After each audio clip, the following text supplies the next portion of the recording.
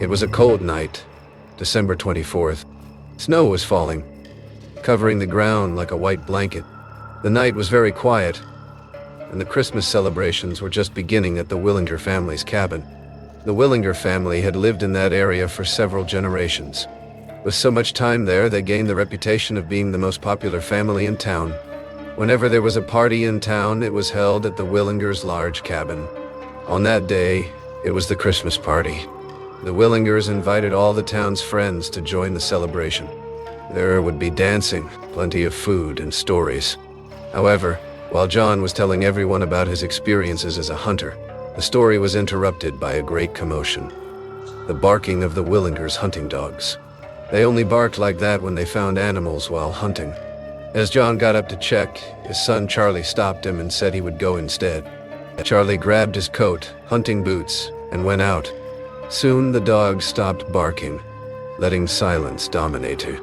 For about 10 minutes, everyone in the cabin remained silent, waiting for Charlie to return. Then the silence was broken by a scream.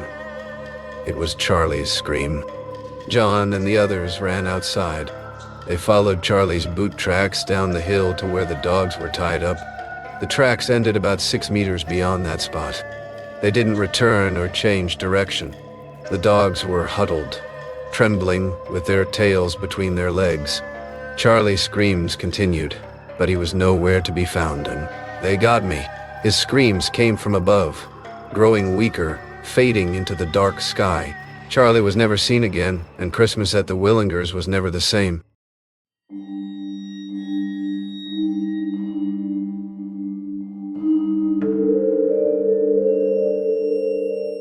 It was an autumn night, and dry leaves covered the ground around the Kessler family's cabin.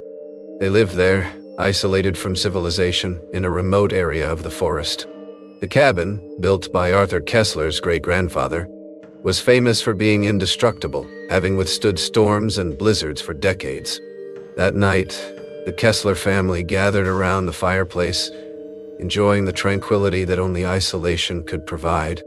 Suddenly, a strange noise coming from the forest interrupted their conversation. It was like a whisper, low and distant. But soon, it turned into a sharp wail. Arthur stood up, intrigued and concerned, and grabbed the shotgun he always kept handy. His daughter Emma insisted on going with him. Reluctantly, Arthur agreed, and the two set out to investigate. The sound seemed to come from an unused trail leading to the old, abandoned barn. As they approached, the wail became clearer, as if it were coming from inside the barn.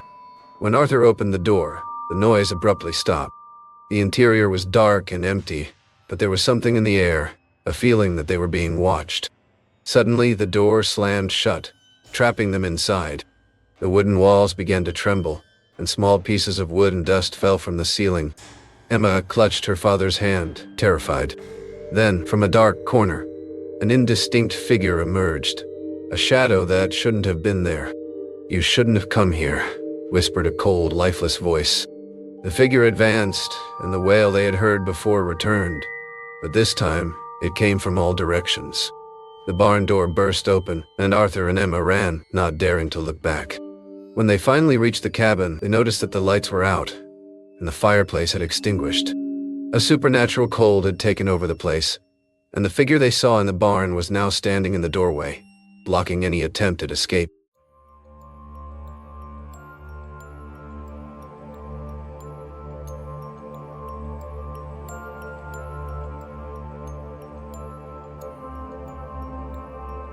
I always valued the solitude and simple life I led with my family in the cabin by the lake, surrounded by a dense forest. The sound of the water and the rustling of the leaves in the wind were the only company we needed. But that night, something changed. My eldest son, Luke, had gone fishing in the afternoon and still hadn't returned, which was strange. An uneasiness began to grow in me, and I grabbed my flashlight, determined to find him. The path to the lake was one I knew by heart, but as I walked, I realized something was wrong. The trees seemed to close in around me, and the once familiar path seemed to have changed somehow. After what felt like an eternity, I finally found Luke's boat, anchored at the shore, but he wasn't there. The silence that followed was disturbing, broken only by the sound of the wind. I called out for Luke, but the only response I got was the echo of my own voice. Suddenly, a dense fog began to form over the lake, and the once calm water began to stir. In the middle of the fog, a figure appeared, walking on the water as if defying gravity. My heart raced, and I tried to back away. But before I could react, the figure stopped and pointed directly at me. But it was a pale woman with lifeless eyes and drenched clothing. I finally managed to break free and ran back to the cabin. But when I arrived, I found the door open, and inside, everything was turned upside down. In the center of the room, I saw Luke lying there, pale and motionless. Next to him was the same figure I saw at the lake. Before I could do anything, I heard the woman's voice one last time. "You belong to the lake too."